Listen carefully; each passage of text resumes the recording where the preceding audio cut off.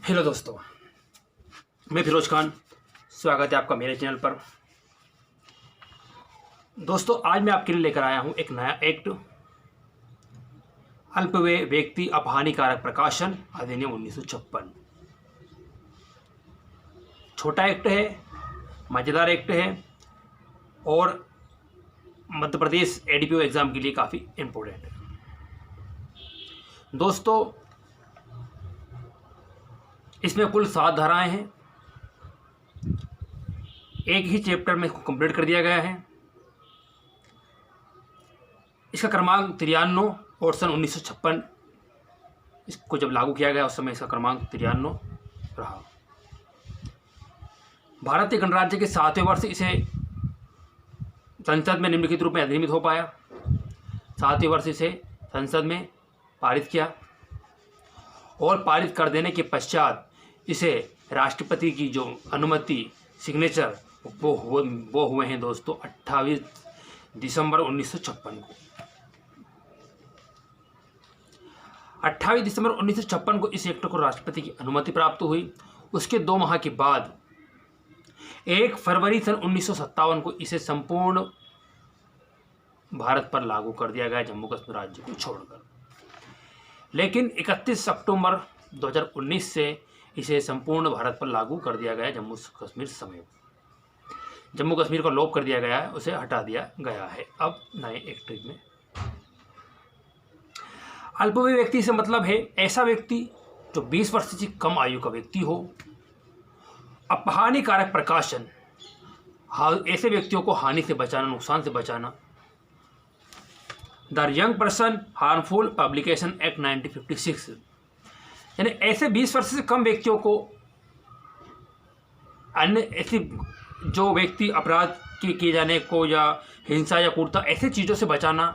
ऐसे उनको चित्र ना दिखाएं, ऐसे प्रकाशन ना करें, है ना। ऐसे कोई पुस्तक पत्रिका उसमें ना छापें, ऐसा उनके सामने कोई ऐसा कोई काम ना हो, क्योंकि वो कम अल्पवयी व्यक्ति माना गया है उनको, जिससे वो व्यक्ति ऐसी चीज़ों को देखेंगे जिससे वो अपराध की संभावना बढ़ती है और वो उनकी भावनाओं में अपराध के प्रति विचार आते हैं और इससे वो कार्य करने की संभावना होती है। तो यदि कोई ऐसा व्यक्ति ऐसा कोई कार्य करता है, ऐसे पुस्तकें छापना, ऐसे पत्रिका छापना, जैसे समाचार पत्र में ऐसे प्रकाशन करना, तो उसके लिए इस एक्ट के तहत दंड का प्रावधान किया गया है। आइए जानते हैं इस एक्ट को। इसे अधिनियम 2017 क्रमांक 2 सन 2018 को दिनांक 5/1/18 से निश्चित कर दिया गया है। ठीक है। तो अल्पवयी व्यक्तियों के अपहानिकारक कतिपय प्रकाशनों के प्रसार को रोकने के लिए इस अधिनियम को लाया गया। अपराध ना बढ़े, है ना, इन चीज़ों को रोकने के लिए इस 1956 7वें वर्ष हमारे गणतंत्र के गणराज्य के इसे लागू किया गया। 28 दिसंबर 1956 को राष्ट्रपति की मोहर और 1 फरवरी से संपूर्ण भारत पर जम्मू कश्मीर से छोड़ के लागू कर दिया गया। ठीक है। तो इस क्वेश्चन में देखते हुए चले कि अल्पवयी व्यक्ति अपहानी प्रकाशन अधिनियम में कुल धाराएं कितनी हैं। तो कुल धाराएं 7 हैं। इसका उद्देश्य है अल्पवयी व्यक्तियों के अपहानिकारक कतिपय प्रकाशनों को प्रकाशन के लिए रोकना। और इसे अधिनियम को कब लागू किया गया, तो गणराज्य के 7वें वर्ष। इसका विस्तार संपूर्ण भारत पर है। अब ये अधिनियम कब प्रवर्तित हुआ, तो ये 1 फरवरी सन 1957 को लागू हुआ। ठीक है। आइए अब देखते हैं आगे। इसकी धारा 1 बताती है संक्षिप्त नाम, विस्तार और आरंभ। ये अधिनियम अल्पवयी व्यक्ति अपहानिकारक प्रकाशन अधिनियम 1956 कहा जा सकता है। इसका विस्तार जम्मू कश्मीर राज्य के सिवाय संपूर्ण भारत पर और 31 अक्टूबर 2019 से इसका विस्तार संपूर्ण भारत पर है। ये ध्यान रखिएगा। और ये उस तारीख को प्रवर्तित होगा जिसे केंद्र सरकार शासकीय राजपत्र में अधिसूचना द्वारा नियत करे। सिग्नेचर हो जाने के बाद राष्ट्रपति के, फिर राष्ट्रपति शासकीय राजपत्र में गजट में अपना दिनांक डालकर उसको प्रकाशित करता है। तो इसकी प्रकाशित दिनांक है 1 फरवरी सन 1957। धारा 2 बताती परिभाषाओं के बारे में। 2 का अपहानी प्रकाशन के बारे में। अपहानी प्रकाशन जिसे के बारे में बताती है से कोई ऐसी पुस्तक, पुस्तिका, पत्रक, समाचार पत्र या अन्य वैसा ही प्रकाशन अभिप्रेत है जिसमें चित्रों की सहायता से या चित्रों के बिना अथवा पूर्ण रूपेण चित्रों में कही गई कहानियाँ और पूर्णता या मुख्यता बताता है। जिससे अपराधों के किए जाने को या हिंसा या क्रूरता कार्यों को या जुगुप्साकारी अथवा भयवाह प्रकार की घटनाओं को दिखाएगा, जिससे व्यक्ति के विचार मन में इस प्रकार की भावनाएं पैदा हों, इसको रोका गया है। ऐसी रीति में चित्रित करने वाली कहानियां हैं कि समग्र रूप में उस प्रकाशन की प्रवृत्ति ये रहोगी कि जिस व्यक्ति के भी हाथ में पड़े अपराधों या हिंसा या क्रूरता कार्यों को करने की उत्पत्ति जब प्रोत्साहित करके इसे अन्य रीति से भ्रष्ट करे। ठीक है, तो ऐसी चीज़ों को भ्रष्ट करने का बारे में बताया गया है, ऐसी चीज़ें उन व्यक्तियों के हाथों में ना आए। ठीक है, जैसा व्यक्ति सोचता है, जैसे उसके विचार होते हैं, वैसे ही उन कार्यों को करने की उसकी इच्छा होती है। ठीक है, तो ऐसे कार्यों को इन व्यक्तियों से बचाना इस कृत्य का उद्देश्य है। परिभाषा 2 ख में बताया गया है राज्य सरकार। राज्य सरकार से किसी संघ राज्य क्षेत्र के संबंध में उसका प्रकाशक अभिप्रेत है। राज्य सरकार के अंतर्गत वो राज्य संघ क्षेत्र में आते हैं, जैसे हमारे संघ राज्य क्षेत्र में कौन कौन है हमारे, जैसे हमारे जम्मू कश्मीर में अब संघ राज्य क्षेत्र हो गया, लद्दाख, पुदुचेरी, दिल्ली, दमन दीव, नागर हवेली, ये सब हमारे संघ राज्य क्षेत्र हैं और उसका प्रकाशक भी इस राज्य सरकार के अंतर्गत आता है। गा अल्पवयी व्यक्ति। अल्पवयी व्यक्ति से 20 वर्ष से कम आयु वाला व्यक्ति अभिप्रेत है। अल्पवयी व्यक्ति से क्या अभिप्राय है, तो अल्पवयी व्यक्ति से अभिप्राय है 20 वर्ष से कम आयु के व्यक्ति से। ठीक है, आइए इस परिभाषा से संबंधित कुछ क्वेश्चन। इस अधिनियम में अपहानिकारक प्रकाशक परिभाषित है, तो 2A में। इस अधिनियम में राज्य सरकार परिभाषित है, तो 2 में।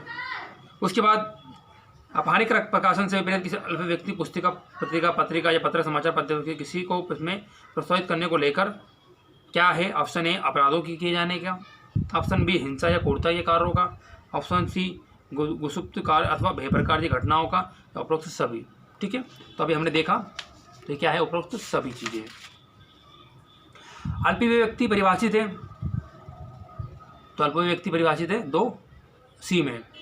ठीक है, और ध्यान रखिएगा 2A में अपहानिकारक प्रकाशन के बारे में, 2B में राज्य सरकार और 2C में या 2 में अल्पवयी व्यक्ति से बारे में बताया गया। ये काफ़ी महत्वपूर्ण परिभाषा है, ये पूछी जाएगी दोस्तों। आइए धारा 3 देखते हैं। अपहानिकारक प्रकाशनों के विक्रय आदि के लिए शासित। यदि कोई व्यक्ति का किसी अपहानिकारक प्रकाशन को बेचेगा,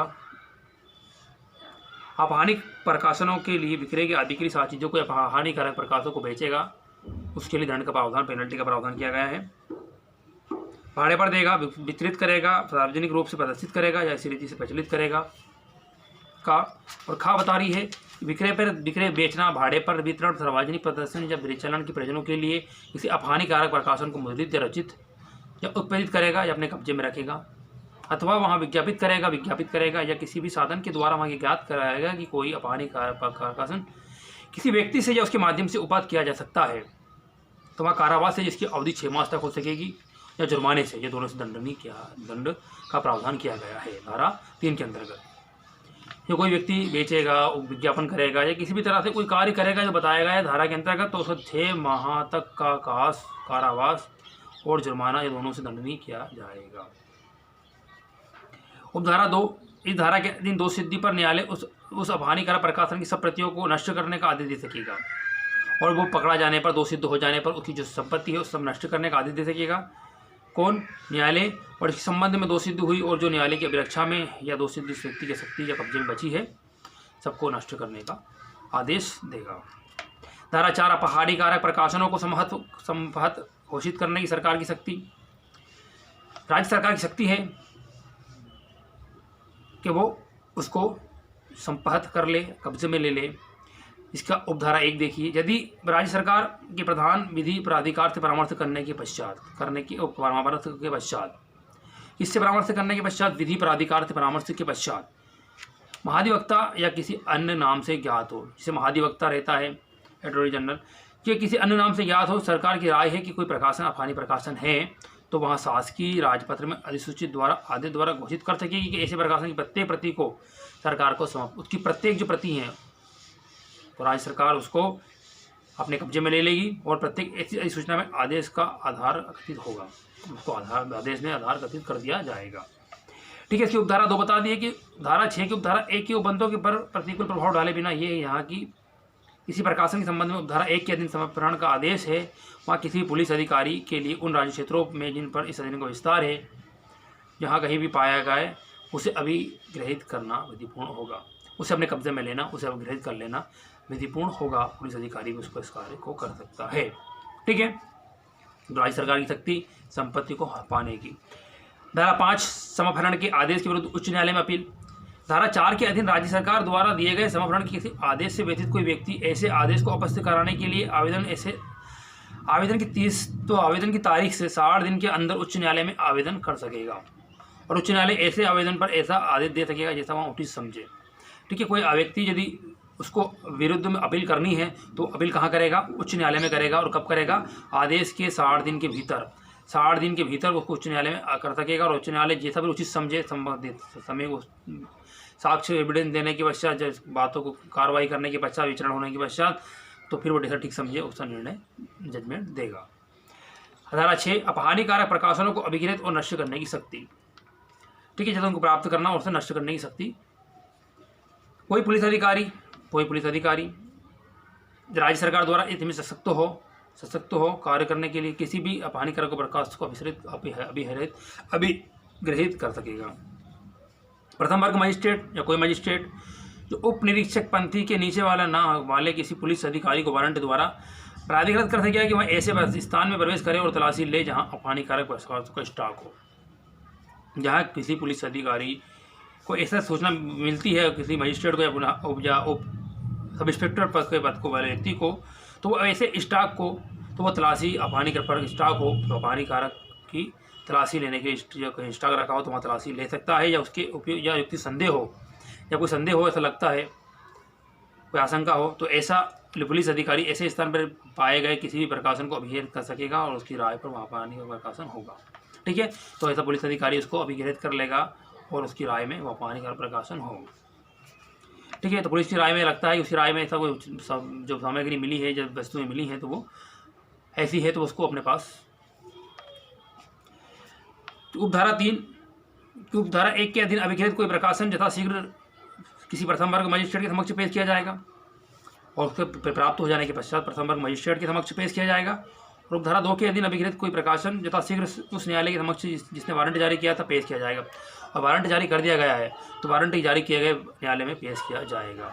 ठीक है, प्रथम वर्ग मजिस्ट्रेट या न्यायालय जिसने वारंट जारी करा उसमें पेश किया जाएगा। उपधारा 4 यदि उस मजिस्ट्रेट या न्यायालय की राय में ऐसा प्रकाशन अपहानिकारक प्रकाशन है तो वहाँ मजिस्ट्रेट या न्यायालय उसे नष्ट करा सकेगा। ठीक है, मजिस्ट्रेट या न्यायालय उसे क्या करा सकेगा? नष्ट करा सकेगा। किंतु उस मजिस्ट्रेट या न्यायालय की राय में ऐसा प्रकाशन अपहानिकारक प्रकाशन नहीं है तो मजिस्ट्रेट या न्यायालय उसे बैन दंड प्रक्रिया संहिता 1898 कोष्टक 98(5) की धारा 523, 524 या 525 में संबंधित रीति से करेगा। ठीक है, इस एक्ट की धारा आखिरी और अंतिम धारा 7 जो महत्वपूर्ण है, इस अधिनियम के अधीन अपराधों का संज्ञेय होना।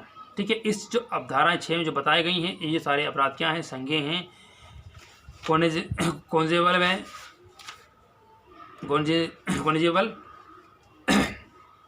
और दंड प्रक्रिया संहिता 1898 का 5 में किसी बात के होते हुए इस अधिनियम के अधीन दंडनीय कोई अपराध संज्ञेय अपराध होगा। ठीक है, आइए इससे संबंधित कुछ महत्वपूर्ण और क्वेश्चन भी देखते चले ताकि हमारा एक पूरी तरह से कंप्लीट हो जाए। इस अधिनियम के अंतर्गत अपहानिकारक प्रकाशों को नष्ट किए जाने का आदेश न्यायालय द्वारा अपहानी प्रकाशन के विक्रय आदि के शासित का प्रावधान धारा 3 में प्रकाशन शासित का प्रावधान 3 में अपहानिकारक प्रकाशनों को समाप्त करने की शक्ति धारा हमारे राज्य सरकार को। ठीक है, अपहानी प्रकाशन के समापन के आदेश के कितने दिनों के अंदर अपील हो सकेगी? 30, 60, 90, 120। तो मैंने क्या बताया था आपको? 60 दिनों के भीतर अपील होना। इस अधिनियम के अधीन अपराधों का संज्ञेय होना बताती है धारा 7। इस अधिनियम के अधीन अपराध होंगे संज्ञेय। ठीक है, और दोस्तों यह था हमारा आज का एक्ट अल्पव्यय व्यक्ति अपहानिकारक प्रकाशन अधिनियम 1956। ये वीडियो आपको कैसा लगा कमेंट बॉक्स में कमेंट करके बताइएगा और दोस्तों के साथ शेयर करिएगा। ये एडीपीओ एग्ज़ाम के लिए महत्वपूर्ण है। ठीक है, एडीपीओ के एग्ज़ाम बहुत शीघ्र ही हमारे बीच इसका नोटिफिकेशन और एग्ज़ाम डेट जल्द आने वाली है। तैयारी रखें, समय का इंतजार ना करें। ठीक है, मेरे चैनल को सब्सक्राइब करें। Thank for watching.